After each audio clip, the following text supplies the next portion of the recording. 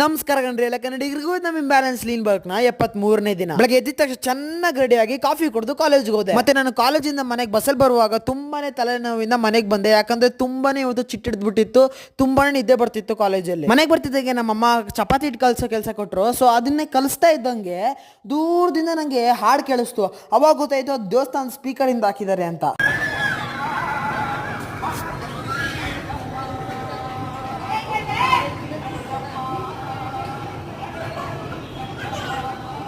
ಸರಿ, ಹಾಡೆಲ್ಲ ಕೇಳಿಸ್ಕೊಂಡು ಆದ್ಮೇಲೆ ಮನೆಯವ್ರಿಗೆಲ್ಲ ಟೀ ಇಡ್ತಿದ್ದಂಗೆ ಇನ್ನೊಂದು ಸಾಂಗ್ ಕೂಡ ಬಂತು.